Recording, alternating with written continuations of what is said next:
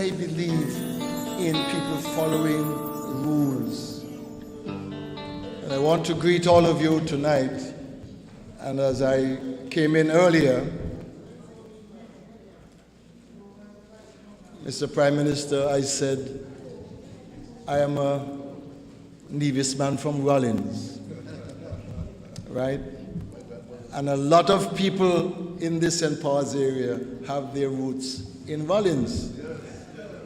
That's true, yeah?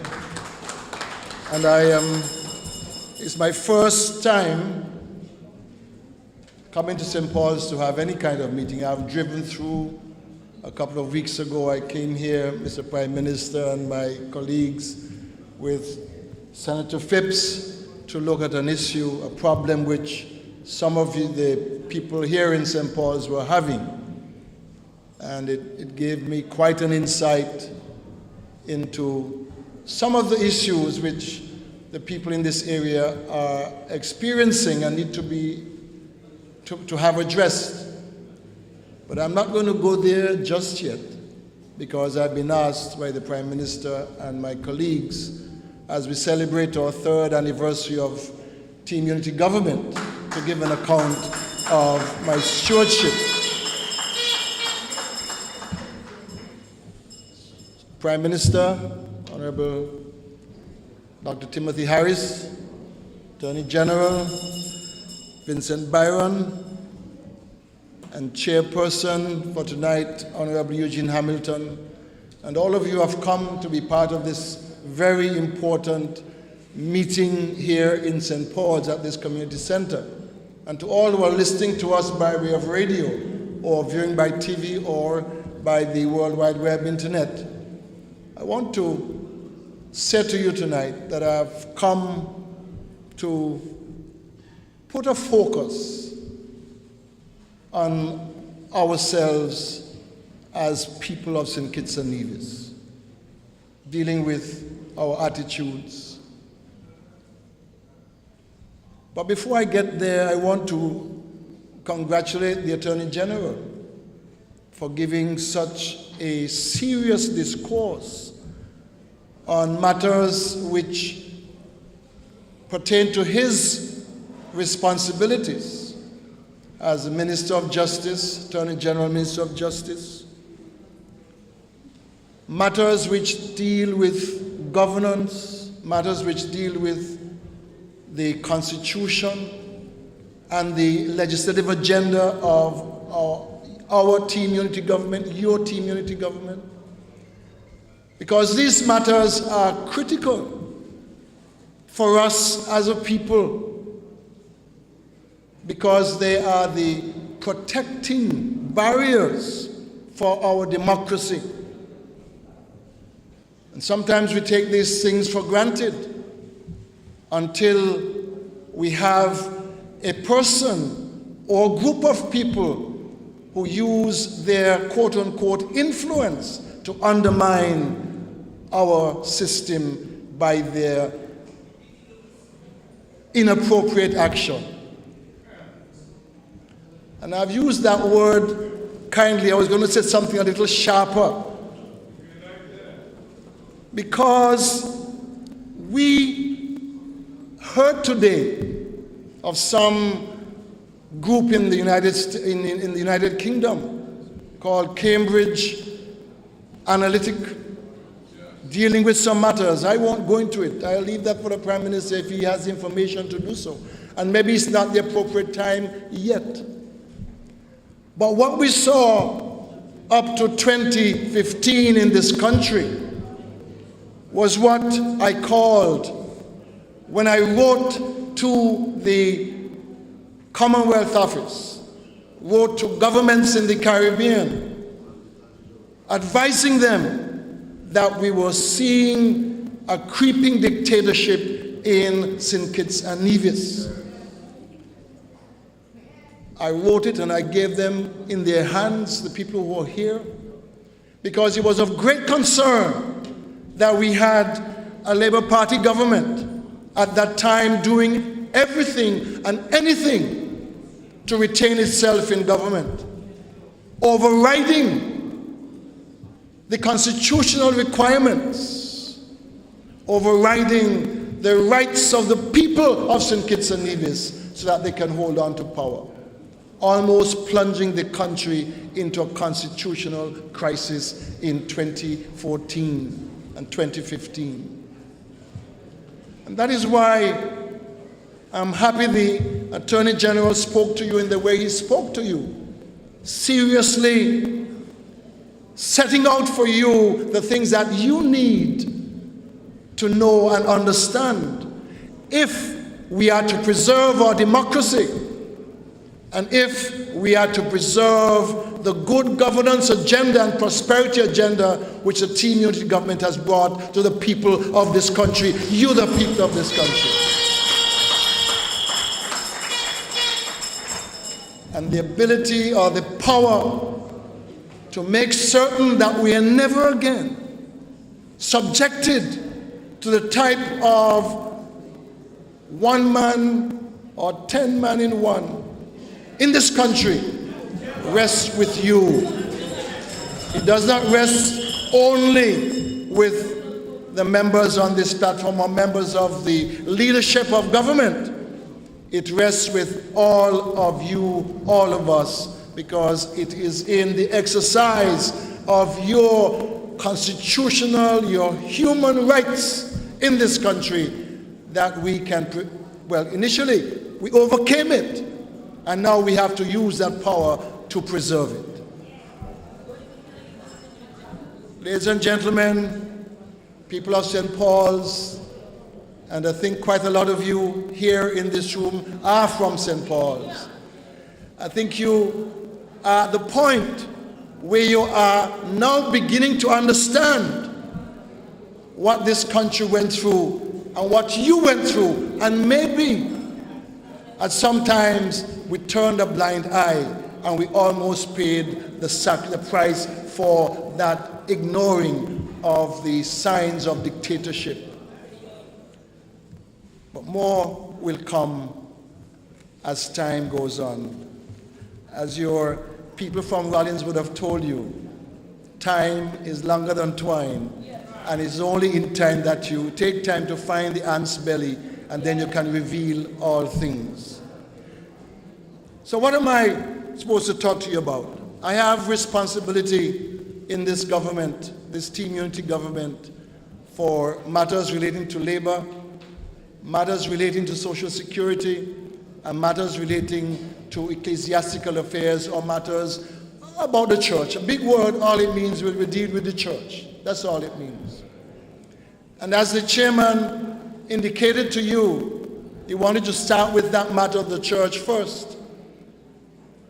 And one of the things which we have done since 2015, and I am really very pleased to report to you, is that we have forged a closer relationship with the church organizations in St. Kitts and Nevis.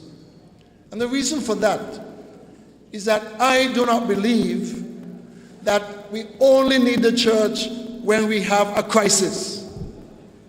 I think we need the church and the association and the cooperation and collaboration with the church to prevent crises.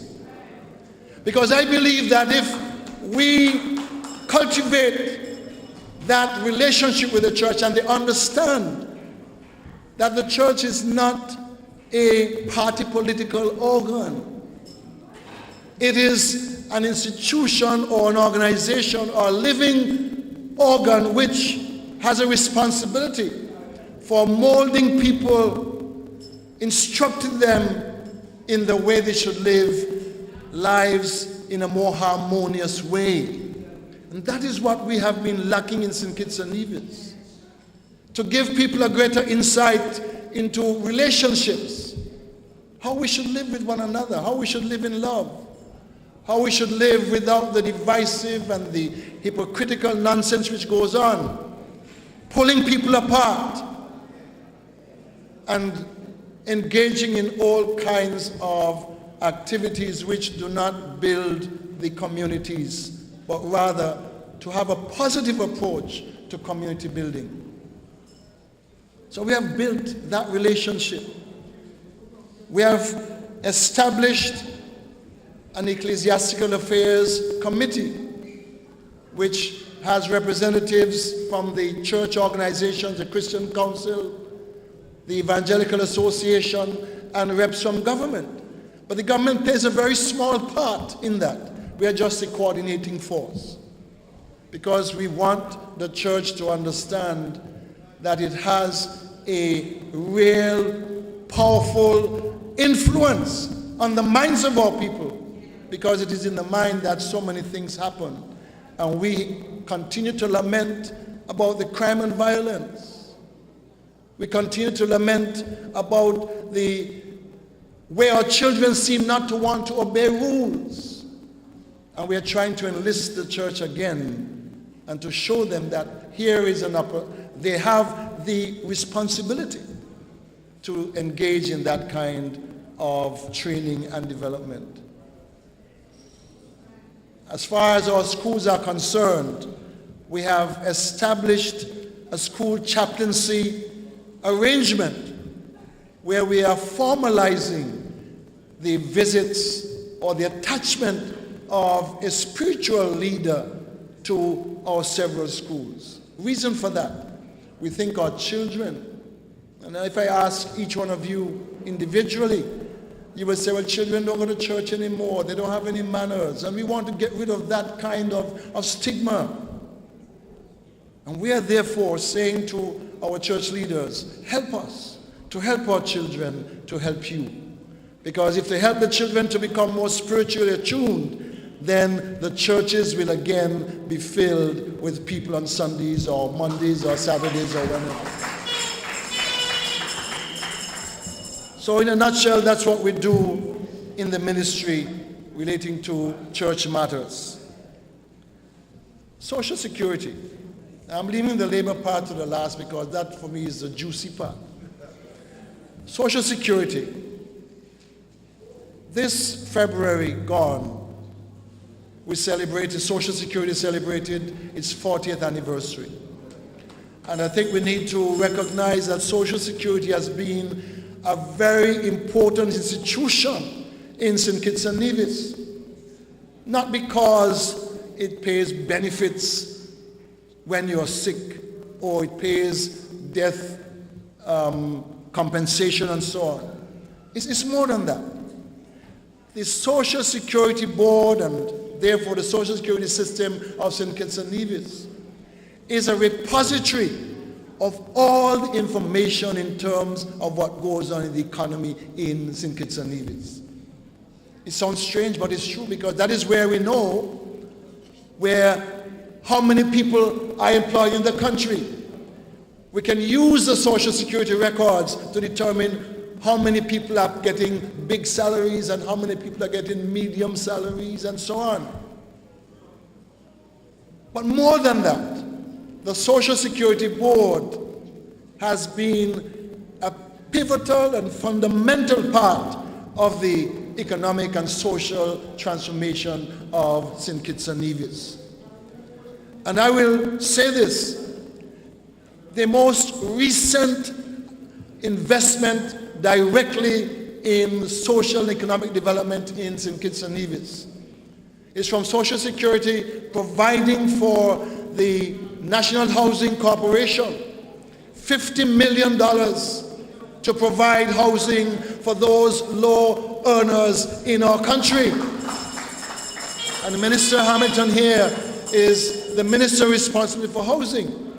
But it's not just the provision of housing or the construction of the houses.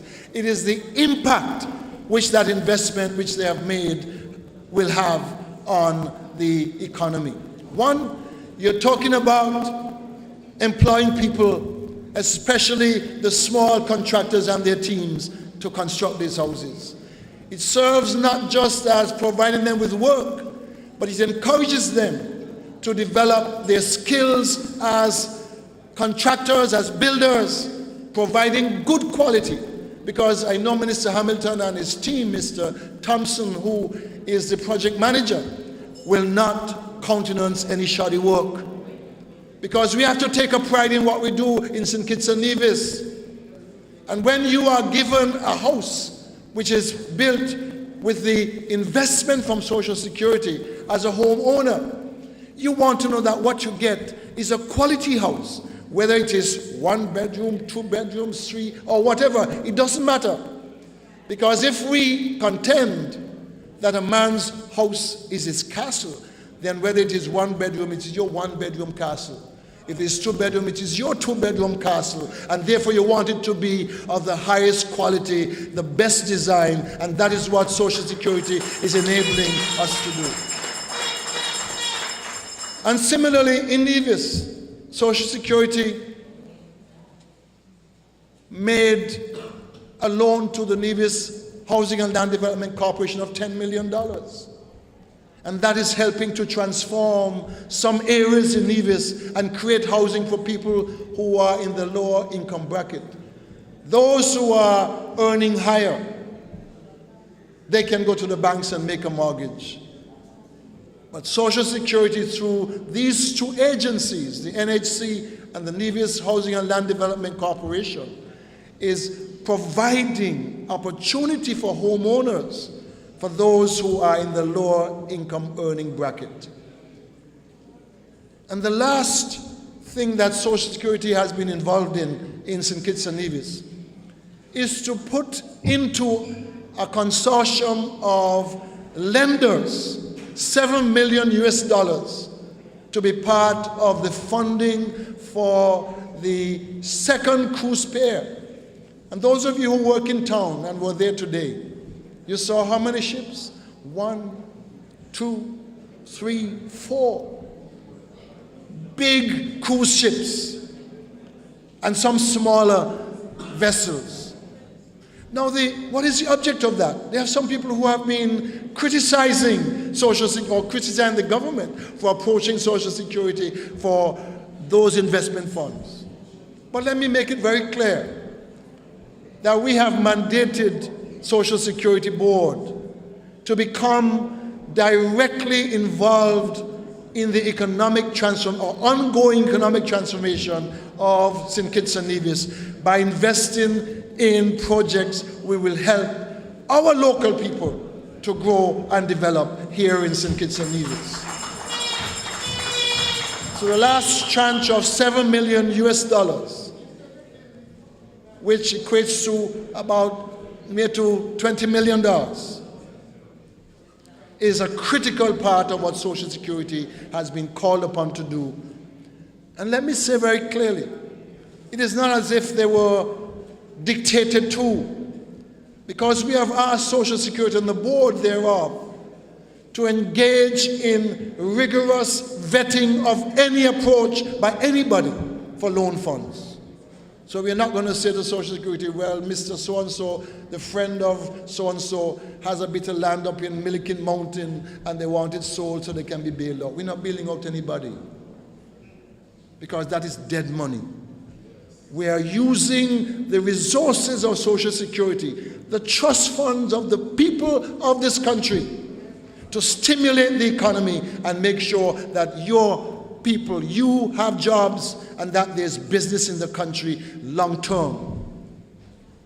So we've changed the focus because we see Social Security as not just holding money in a bank, but being a catalyst for ongoing social and economic transformation.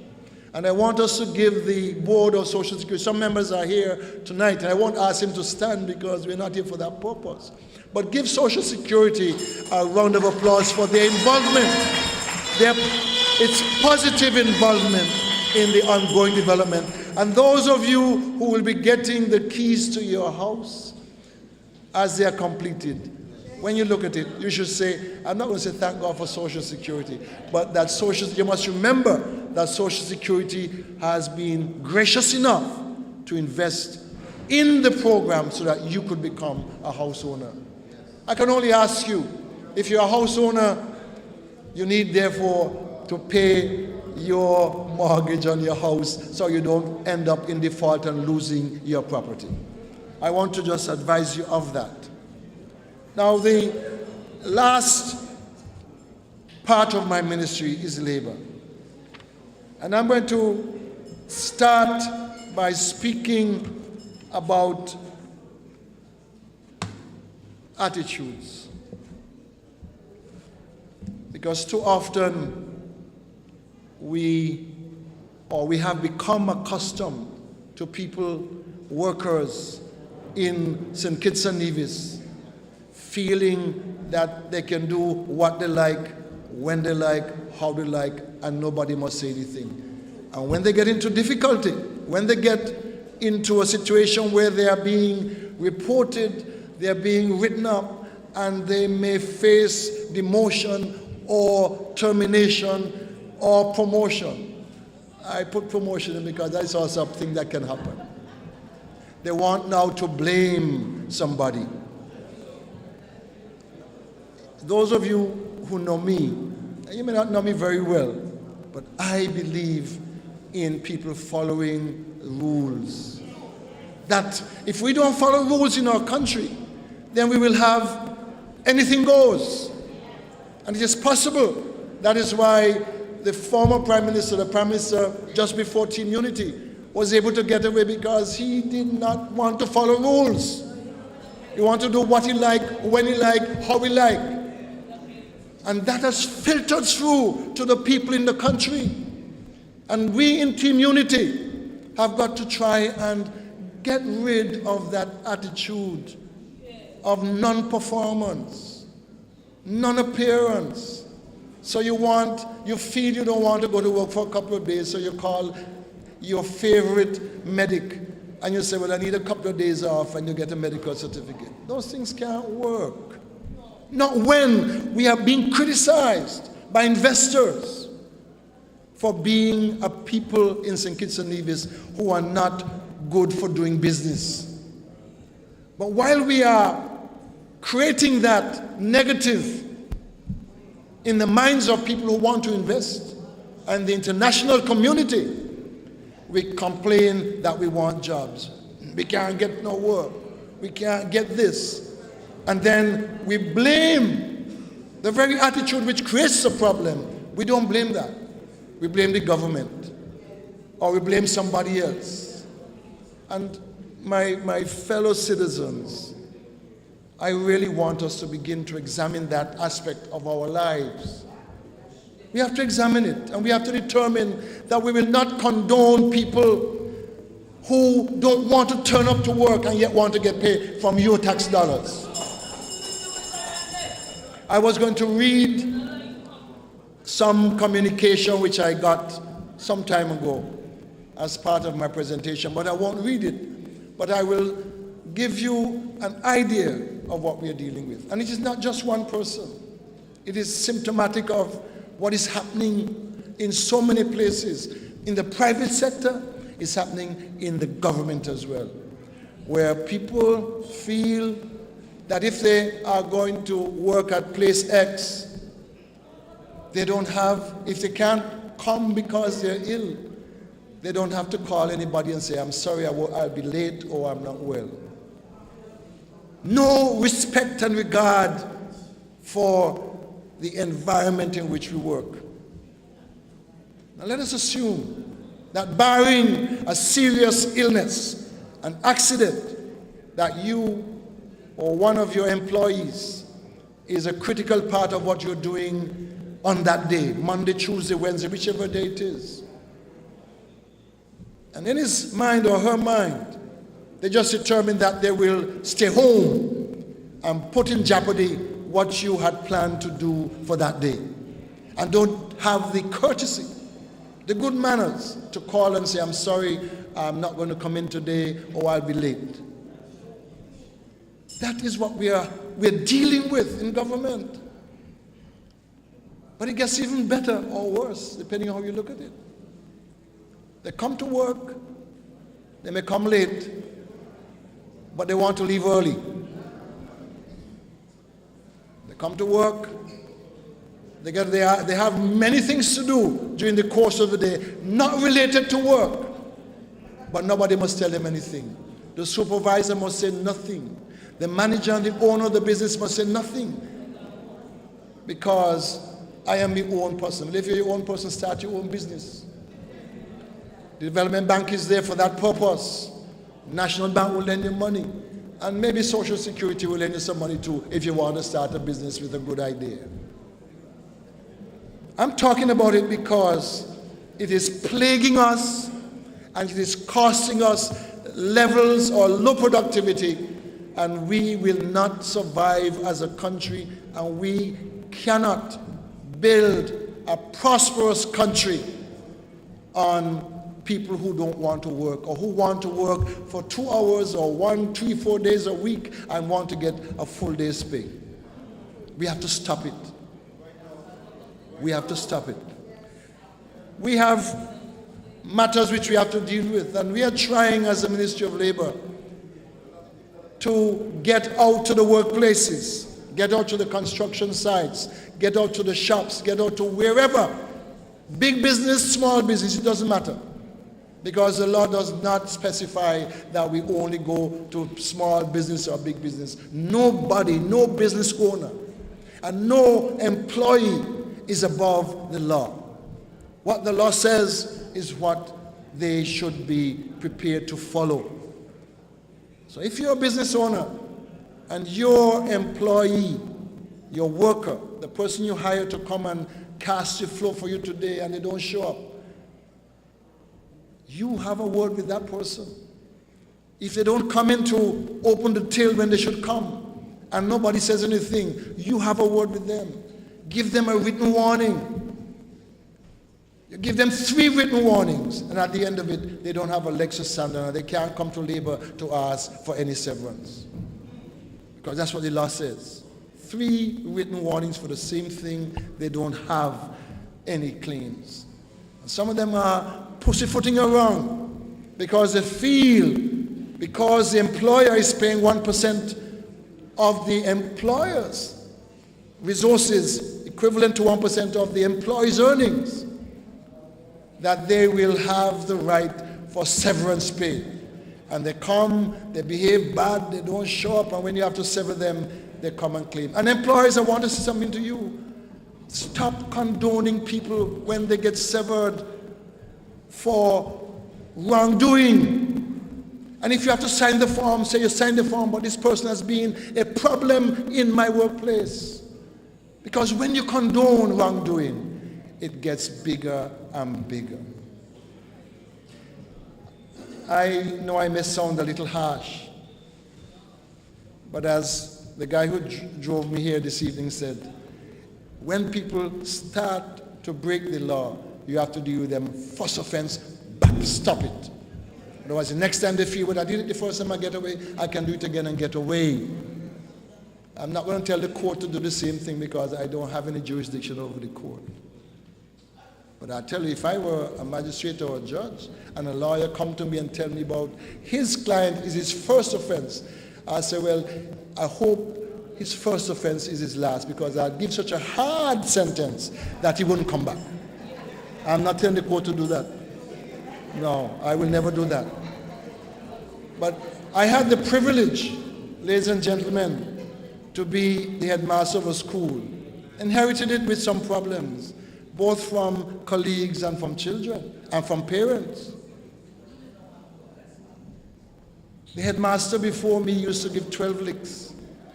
That is too much licks for your shoulder. And I decided, no. Once you come into that office for an infraction, all I do is ask you, once I'm satisfied that you've committed the infraction, I'm giving you 2 of the best, just 2. If the infraction is a little less, you get 1. But I tell you, that 1 or that 2 was so sharp, they don't want to come back. You don't play with people who break the law. And ladies and gentlemen, fellow citizens, your government is seeking to get us to understand the Constitution and the law and the need to obey and follow the law. If we follow the law, we talk about wanting to build a new prison. If we follow the law, the one that we have, they would suffice. Because nobody is going to go in there. And all I'm saying to us tonight is, in the Ministry of Labor, We have too many situations, too many complaints with people not wanting to obey the conditions of employment. And when things go wrong, they want to blame somebody. Somebody victimized them, somebody not like them. Those things are not part of our vocabulary. Ladies and gentlemen, I'm going to stop there because I may have gone on a bit longer than I anticipated, but I feel that we have a serious challenge on our hands in St. Kitts and Nevis, and it is the responsibility of all of us to deal with those challenges if we are to make St. Kitts and Nevis the most prosperous small nation in the world. And I'm not competing or comparing with the Taiwans and the countries which have a lot of resources, but we must make it so for ourselves. We must feel good about ourselves, our dignity, our pride as citizens of St. Kitts and Nevis. We must search our souls, our hearts, our minds to make sure that we accomplish that objective of making St. Kitts and Nevis a place where peace abounds, a place which is prosperous. And we can do it. And my last thing is to say to you, you have children, talk to them. Discipline them. I'm not saying that you must bang them until they cut, but talk to them firmly. If you suspect that they're involved in illegal activity, don't condone it, because the law says if you harbor someone who's committed a crime, you can be taken into the prison as well. And that is my final little plea to you. Talk to your children, talk to your cousins, talk to your friends and them. Tell them to keep out of trouble, keep the country peaceful. You know the shock we had 2 weeks ago? And then this last weekend? You think we can feel good? You can't feel good.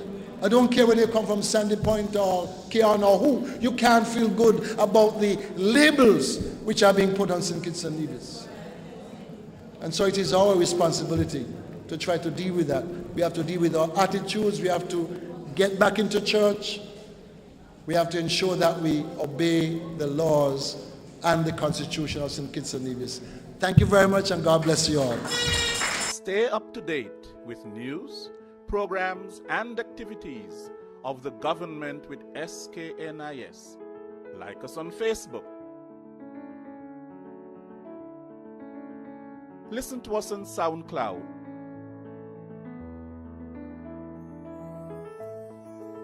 Follow us on Twitter. And watch our videos on YouTube. Connect with us today. SKNIS, St. Kitts and Nevis Information Service.